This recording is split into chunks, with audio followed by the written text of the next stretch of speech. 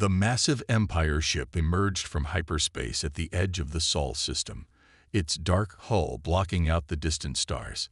Inside the United Earth Defense Force headquarters, alarms blared as sensors detected the unknown vessel. Admiral James Walker stood before the main screen, his weathered face illuminated by the red warning lights. "What do we know about them?" he asked, his voice steady despite the tension in the room. "Nothing, sir," replied Captain Tom White from his station. "They're not matching any known designs. Size suggests it's a capital ship." The Empire ship's arrival wasn't entirely unexpected. Earth's deep space sensors had detected unusual activity at the edges of explored space for months. Humanity had prepared for this moment, building up their defenses while hoping for peace. Admiral Walker straightened his uniform. "Open a channel. Let's try to do this the right way." The main screen flickered to life, revealing the alien bridge. The Empire's High Commander Stone stood tall, his gray skin and formal military dress marking him as a high-ranking official. His four eyes narrowed as he studied the human before him. "This is Admiral James Walker of the United Earth Defense Force. We welcome peaceful contact with your civilization." Commander Stone's translator processed the message. His response came back cold and clear. "This sector now belongs to the Empire. Your species will submit to Imperial rule or face destruction. You have one Earth day to decide." The Admiral's expression didn't change, but his eyes hardened. "Commander, with all due respect, I suggest you reconsider. Humanity doesn't respond well to threats. We have a long history of warfare, and we've learned to be very good at it. If you force this conflict, we cannot guarantee your Empire's safety." Laughter erupted from the Empire's bridge crew. Commander Stone's mouth twisted into what might have been a smile. "You dare threaten the Empire? Your primitive species hasn't even colonized your own system properly. Our smallest fleet could crush your defenses. This is your final warning." Walker replied calmly. "We've studied your ship's capabilities since you entered our system. You're advanced, yes, but not unbeatable. We're offering peace and cooperation. Don't make us show you why Earth has never fallen to invaders." Stone's expression darkened. "You have one day. Submit or die." The transmission cut off. In the following hours, Earth's military machines sprang into action. Hidden defense platforms powered up throughout the solar system. Stealth satellites activated their tracking systems. Deep within asteroid bases, spacecraft crews ran to their stations. Admiral Walker stood in the war room with Earth's top military leaders. The holographic display showed their defensive positions and the Empire ship's location. "They're scanning our planet," reported Captain White. "Looks like they're mapping military installations." "Let them look," said General Hayes, her eyes fixed on the display. "They'll only see what we want them to see." Walker nodded. "They think we're primitive because we haven't spread across the system. They don't realize we've been preparing for this moment for decades. Their arrogance will be their downfall," added Colonel Smith, studying the Empire ship's specs. "Their technology is impressive, but their tactics are predictable. They rely too heavily on brute force." As the day progressed, more Empire ships appeared at the system's edge. A small fleet by their standards, but enough to level most civilizations they'd encountered before. "They're not even trying to hide their movements," Walker observed. "They really don't see us as a threat." In orbit, Earth's visible defenses looked minimal. A few armed satellites and a handful of warships. The real strength lay hidden in the asteroid belt and beneath the surface of Mars and the Moon. As the deadline approached, Admiral Walker sent one final message to the Empire fleet. "This is your last chance to retreat. We won't offer another." Commander Stone's reply was brief. "Prepare for subjugation." Walker looked around the war room at Earth's defenders. "Send the order to all commands. Operation Dark Horse is now active. Show them why humanity was worth avoiding." As the Empire fleet began their advance, they remained unaware of the thousands of stealth drones moving into position or the advanced AI battle systems coming online. or the experimental weapons Earth had developed by reverse engineering crashed alien tech over the decades. The Empire was about to learn why humans had survived countless attempts at self-destruction. They were about to understand why Earth's nations had finally united. Most importantly, they were about to discover that humanity's warnings weren't empty threats. They were mercy. The Empire's ships moved forward in perfect formation, their weapons charging as they approached Earth's orbit. Commander Stone stood proudly on his bridge, watching the tactical display with all four of his eyes. To him, this was just another simple conquest. "Sir, we're detecting only minimal defense platforms," his tactical officer reported. "Their ships are primitive, mainly chemical propulsion with basic energy shields." Stone nodded, pleased. "Begin the standard attack pattern. Destroy their orbital defenses first, then their ground military bases. They'll surrender quickly once they see our power." But in the asteroid belt, hidden among the rocks and ice, humanity's real fleet waited. Admiral Walker watched from his command center as the Empire ships fell into position. "They're following textbook invasion patterns," Captain White said, monitoring the enemy movements. "Just like we expected." Walker allowed himself a small smile. "Send the signal. Let's show them how humans fight." Suddenly, thousands of rocks in the asteroid belt began to move. What looked like ordinary asteroids split open, revealing hidden missile platforms and stealth fighters. The Empire fleet had just walked into humanity's trap. "Launch the drone swarms," Walker ordered. From Mars and the Moon, massive waves of combat drones emerged from hidden bases. Each one was controlled by advanced AI systems that could think and adapt faster than any organic pilot. The Empire's perfect formation was about to become their biggest weakness. Stone's bridge erupted in chaos as alarms blared. Multiple contacts. Thousands of small craft appearing from the asteroids and planetary bodies. "Impossible," Stone shouted. Their technology level couldn't hide such a fleet. The first wave of human drones struck the Empire's rear ships. Instead of attacking head-on like the Empire expected, the drones moved like a swarm of angry bees, darting in and out of the Empire's firing solutions. Their small size and incredible speed made them almost impossible to hit. "Sir, we're losing contact with our outer ships," Stone's communication officer reported, panic in his voice. "The human vessels are using some kind of electronic warfare we've never seen before." In the command center, Walker watched as the battle unfolded. "Launch Phase 2, he ordered.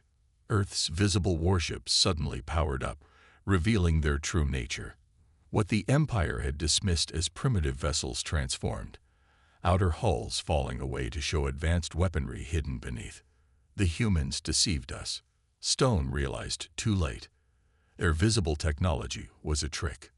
The Empire's ships tried to adjust their tactics, but they had trained only for fights against enemies who used similar technology and strategies to their own. Humanity's guerrilla warfare in space took them completely by surprise. Human fighters used the asteroids as cover, appearing and disappearing before the Empire's gunners could target them. The drone swarms attacked from multiple directions at once, overwhelming the Empire's point defense systems. "Sir," Captain White reported to Walker, "the Empire fleet is breaking formation. Their coordination is falling apart." Walker nodded grimly. "They're not used to enemies who fight smarter instead of harder. Launch the EMP weapons, specially designed electromagnetic pulse weapons, hidden in what looked like debris, activated throughout the battlefield." The Empire's shields were designed to stop energy weapons and physical impacts, but they hadn't prepared for this kind of attack. On Stone's flagship, systems began to fail. "What's happening?" he demanded. "Their weapons are disrupting our power systems," his engineer shouted. "The shields are fluctuating." With their enemies' defenses weakened, Earth's forces pressed their advantage. The real human warships emerged from their hiding places behind the Moon, their weapons specifically designed to exploit the weaknesses in Empire technology that Earth had studied for years. "Full retreat," Stone finally ordered, his pride shattered. "Get us out of this system." Only half of the Empire's fleet managed to escape. The rest floated dead in space, disabled by human weapons they never saw coming. The first battle for Earth was over in less than 2 hours. In the aftermath, Admiral Walker sent a message to the retreating Empire ships. "This was just our defense fleet. Imagine what our attack fleet looks like. Remember this lesson. Humans don't make empty threats." As the Empire ships limped away in retreat, Earth's forces began collecting the disabled enemy vessels. Each one would be studied, taken apart, and used to make humanity's weapons even stronger. The Empire had made a fatal mistake. They had judged humanity by their visible technology, never considering that humans had learned long ago that the best weapons are the ones your enemy doesn't know about until it's too late. The Empire's High Council chamber was in chaos. Commander Stone stood before them, his uniform still damaged from the battle, as he reported Earth's devastating victory. "Impossible," shouted one council member, slamming his fist on the table. "No primitive species could defeat our fleet." "They hid their true strength," Stone explained, his voice bitter. "Everything we saw on the surface was a deception. Their real forces were hidden, waiting." The head counselor leaned forward. "Then we will send the main fleet. No more games. No more underestimating these humans." Across the galaxy, the Empire mobilized its largest fleet in 50 years.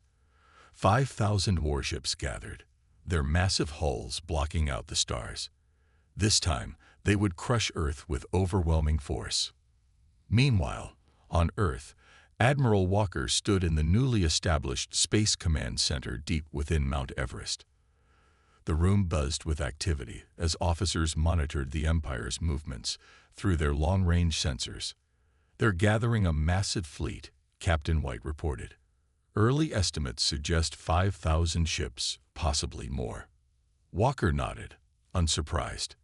"And that's exactly what we wanted them to do. Activate Project Thunder."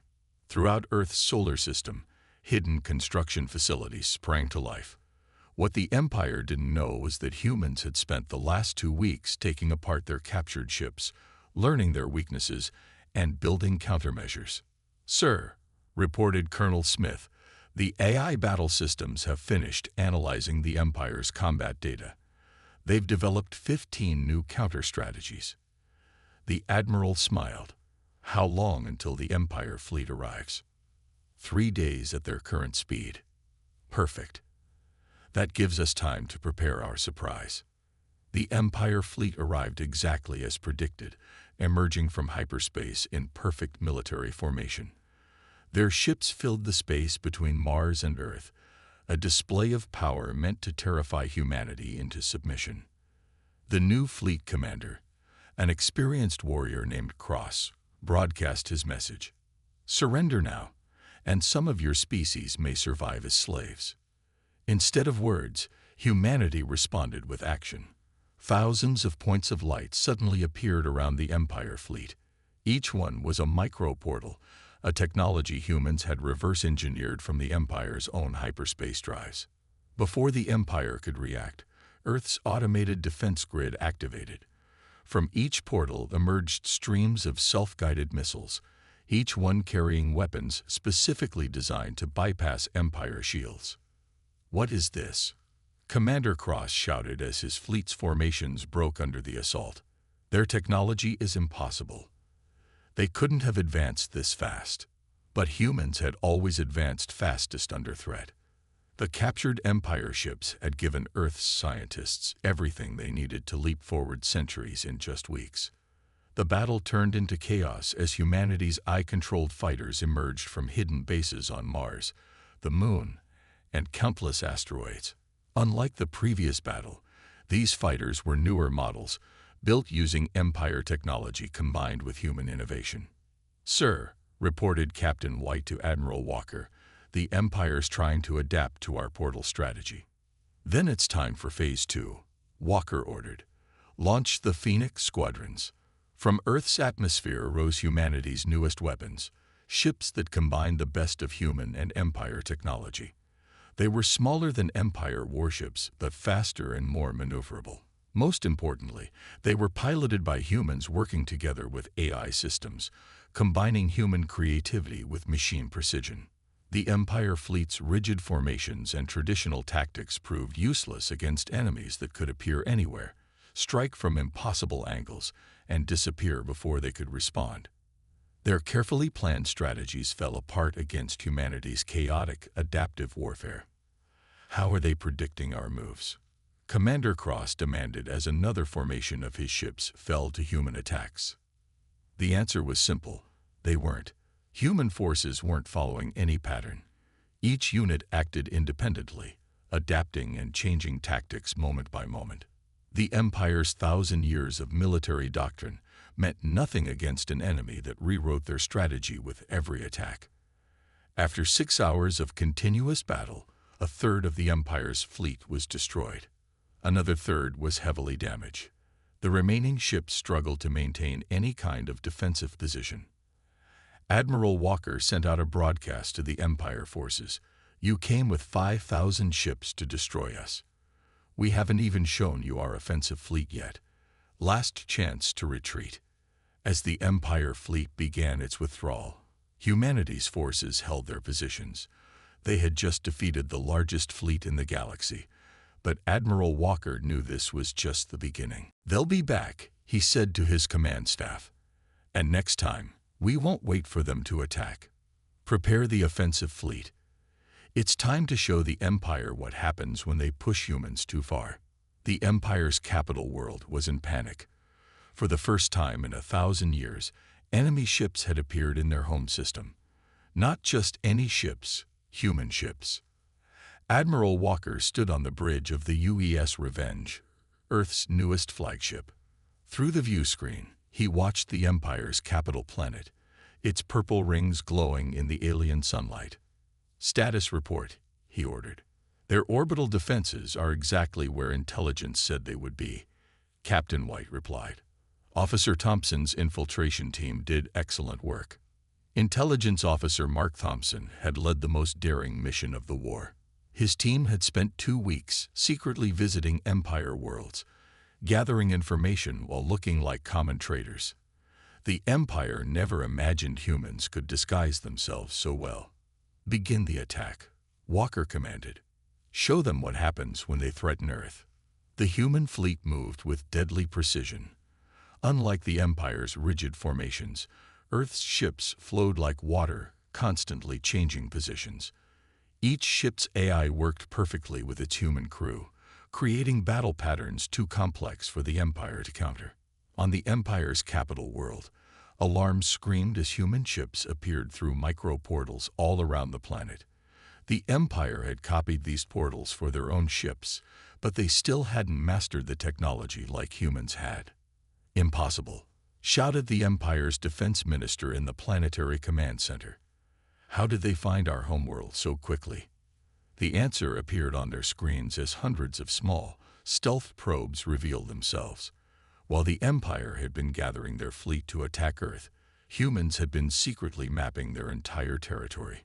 Admiral Walker's voice broadcasted across all Empire channels.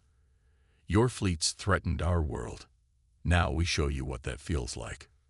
But the humans didn't attack civilian targets. Their ships struck with surgical precision, destroying military installations while avoiding population centers. This wasn't revenge, it was a message. In orbit, the battle showed how much humanity had learned. Empire ships tried to defend their world using the same tactics they'd used for centuries. Human vessels predicted their every move, countering with strategies that changed too fast to counter. "Sir," reported Captain White, "Empire reinforcements are arriving." Walker nodded. "Right on schedule. Launch our new fighters." From the hangars of Earth's ships came the newest human weapon, advanced fighter craft that could transform mid-battle.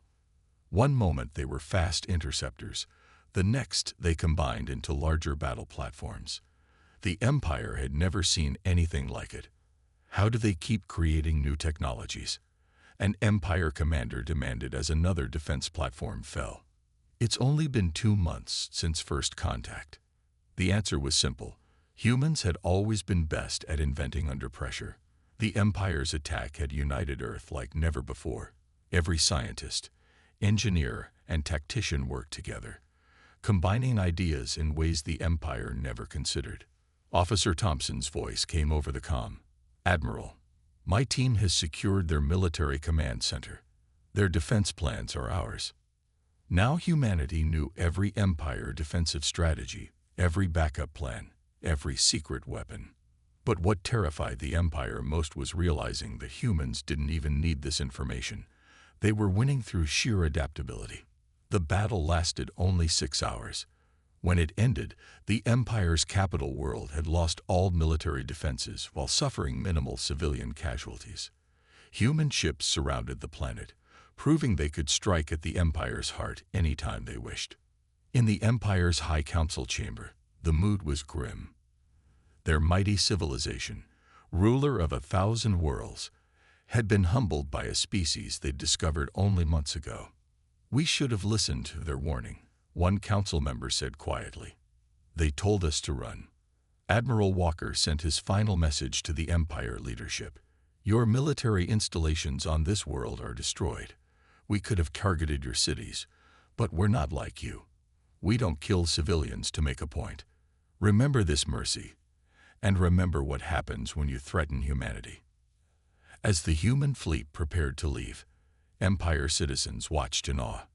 The primitive species had not only defeated their best defenses, but had done it while following rules of war the Empire had long forgotten.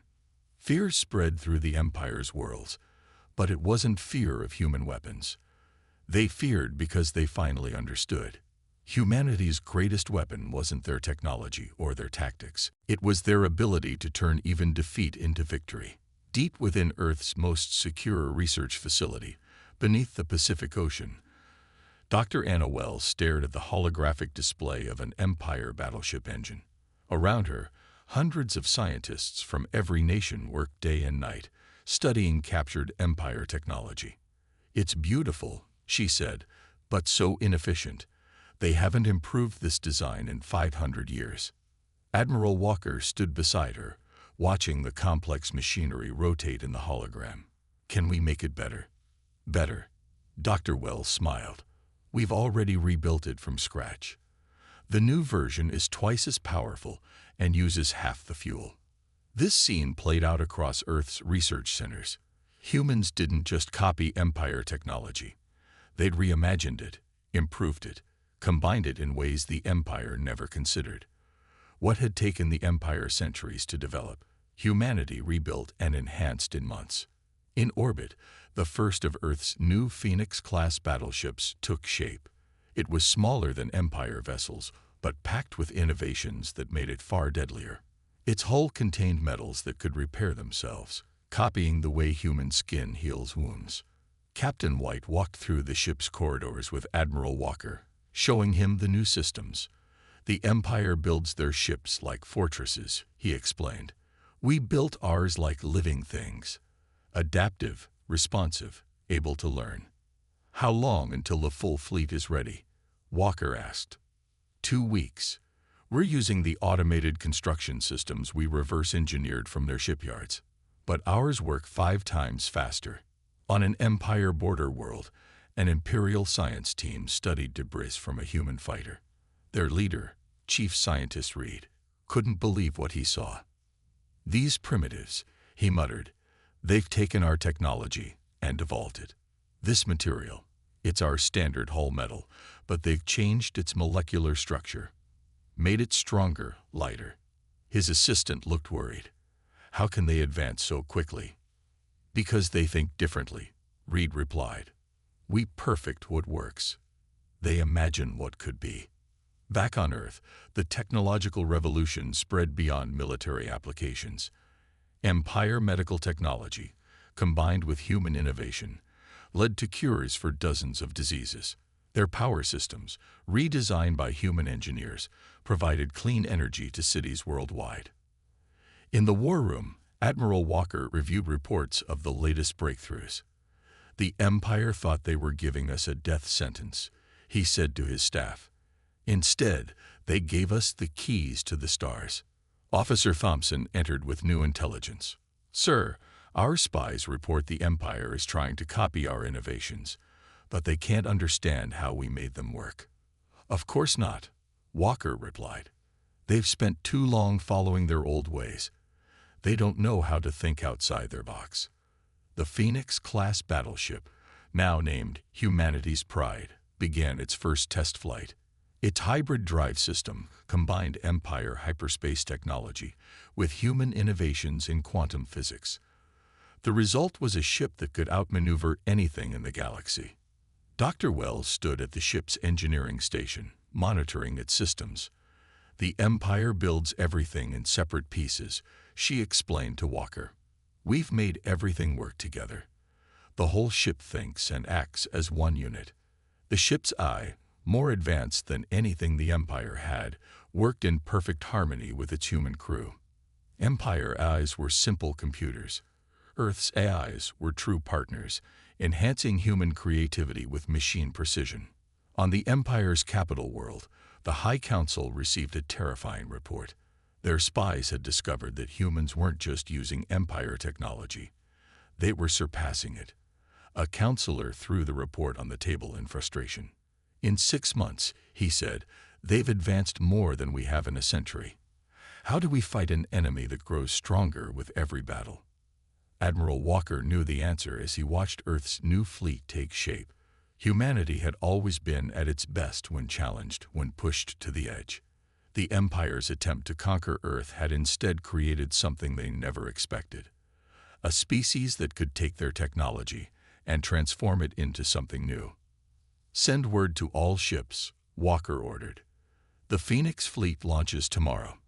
It's time to show the Empire that humanity isn't just catching up to them. We're leaving them behind.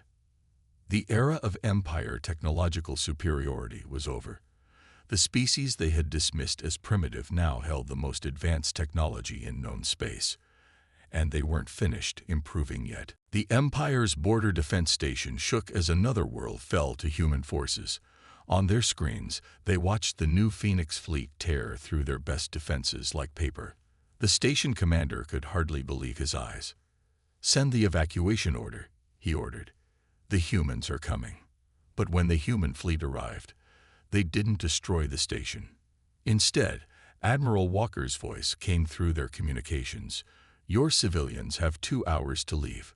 We're only here for military targets. This is a courtesy the Empire never gave us. On the bridge of humanity's pride, Walker watched as Empire civilians fled the station. Captain White stood at his side, reviewing battle reports from across space. Sir, in the last week alone, we've taken 12 Empire systems, White reported. Their forces are falling back everywhere. Walker nodded. And civilian casualties? Almost zero, sir. Our precision strikes and evacuation warnings are working. We're winning the war and the hearts of their people. The Empire's military had never seen anything like Earth's strategy. Human forces would appear suddenly through their microportals, strike key military targets with perfect accuracy, and disappear before reinforcements arrived. But they always gave civilians time to escape.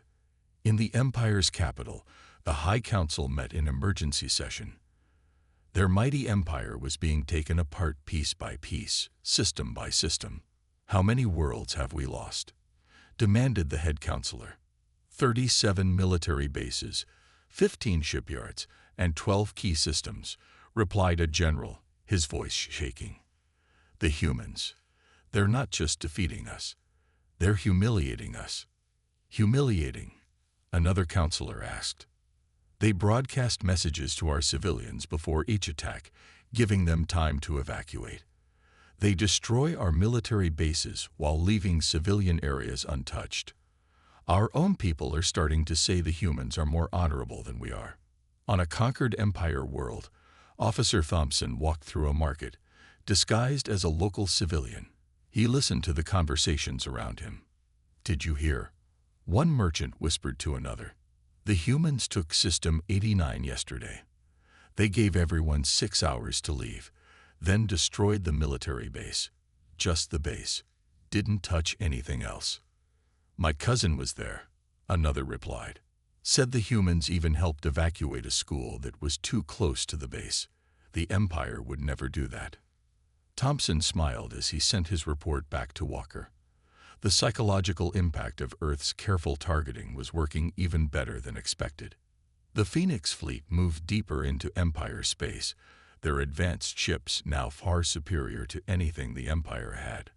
The new human vessels could change their configuration mid-battle, adapt to any weapon used against them, and strike with devastating precision. "Admiral," Captain White called out, "we're receiving a transmission from the Empire's capital. They're requesting a meeting to discuss terms." Walker considered this news. "Are their forces still fighting?" "Yes, sir, but their coordination is falling apart. Different fleet commanders are acting independently now. Some are even surrendering without a fight." The Empire's mighty military machine was crumbling. Centuries of rigid thinking and blind obedience hadn't prepared them for an enemy that fought with both power and mercy. In a bold move, Walker directed the Humanity's Pride to the front of the fleet. "Send this message to all Empire forces. Your leaders started this war by refusing to listen when we warned them. But we're not like them. Surrender, and you'll be treated with respect. Fight, and we'll have no choice but to destroy your forces. The choice is yours." The response was immediate. Across Empire space, military units began laying down their weapons. Some commanders even offered to join humanity's side, impressed by their advanced technology and ethical warfare. The Empire's oldest allies watched these events with growing concern. The mighty Empire, which had ruled space for 1,000 years, was being systematically dismantled by a species that had achieved faster-than-light travel less than a year ago. As Walker prepared for the meeting with Empire leadership, he looked out at the stars. "Send word to Earth," he ordered. "Tell them the war is nearly over. And tell them to prepare for something even harder than fighting." "Sir," Captain White asked. "Peace, Captain. We need to show the galaxy that humans aren't just good at winning wars. We're also good at ending them fairly. That's a victory worth more than any battle." The grand hall of the Empire's capital world fell silent as Admiral Walker entered. The massive chamber, built to show the Empire's power, now hosted their surrender negotiations. The remaining Empire Council members sat on one side, their once proud faces showing defeat. "We are here," Walker began, "not to humiliate or destroy, but to build a new future." The head counselor, his voice heavy with emotion, spoke. "You've defeated our best fleets, taken our worlds. Why show mercy now?" "Because," Walker replied, "humans remember our history. We know that crushing your enemy completely only leads to future wars. We're offering something different. Peace with dignity." On screens across the galaxy, billions of beings, both human and Empire citizens, watched the historic meeting. Officer Thompson, standing guard nearby, noticed something interesting. Many Empire officials seemed relieved, not angry. The peace terms were displayed for all to see. The Empire would keep its civilian government but give up its military forces. A joint defense fleet, crewed by both humans and Empire citizens, would protect all worlds. Earth's advanced technology would be shared, not hoarded. Most importantly, all species would have equal rights under the new system. "This is not punishment," Walker explained. "This is evolution. Together, we can build something greater than either of us could alone." Back on Earth, celebrations erupted in every city. Humanity had not only survived its first interstellar war, it had won it in a way that would reshape the galaxy. Dr. Wells and her team were already working with Empire scientists, sharing ideas and innovations. "It's amazing," she told Captain White during a video call. "Once we remove their military restrictions, Empire scientists have incredible ideas. They just needed freedom to think differently." The Phoenix fleet, once a weapon of war, transformed into a symbol of cooperation. Its crews now included former Empire officers working alongside humans, learning from each other's strengths. In the Empire's capital city, Officer Thompson walked openly now, no longer needing disguise. He watched as humans and Empire citizens worked together to rebuild damaged areas, using Earth's advanced technology to make improvements. "Did you expect this outcome?" a former Empire commander asked him. Thompson shook his head. "We just wanted to defend ourselves. But humans have always been good at turning enemies into friends." Admiral Walker stood on the bridge of humanity's pride, watching construction ships build the new Joint Defense Force headquarters. The massive station would serve as a symbol of unity and strength. "Status report," he called. Captain White checked his displays. "Former Empire worlds are accepting the new government faster than expected. Their people are excited about working with human technology and ideas. Even the Empire's old allies are asking to join the new alliance." Walker nodded. "And the remaining Empire hardliners? Most have surrendered. The few who haven't posed no real threat. Our combined patrols keep the peace easily." The victory had changed humanity too. Earth's nations, united by war, remained united in peace. The technology developed for defense now served to solve problems like climate change, disease, and poverty. In the new Joint Council chamber, representatives from Earth and former Empire worlds met as equals. The head counselor, now serving as a civilian leader, addressed the gathering. "When humans first warned us to run," he said, "we thought it was the talk of primitives. We were wrong. They were offering us wisdom earned through centuries of warfare on their world. Now we thank them not just for defeating us, but for showing us a better way." Admiral Walker's final official act was to broadcast a message to all worlds, human and Empire alike. A century ago, humans dreamed of reaching the stars. Today, we help guide their future. But remember, we succeeded not because we were stronger or more advanced, but because we remembered our humanity even in war. Our victory isn't in the battles we won, but in the peace we've built together. As Walker finished speaking, the first joint human-Empire exploration fleet launched, heading toward unknown space. On its side, a new symbol, a phoenix rising, surrounded by stars, representing not just humanity's rise from a single world, but the rebirth of a better galaxy. The Empire had feared humans would destroy them. Instead, humans had done something far more powerful. They had shown the galaxy how to change, adapt, and grow stronger together. The species they had dismissed as primitive had become not just their conquerors, but their teachers and allies. In the end, humanity's greatest victory wasn't winning the war, it was winning the peace that followed.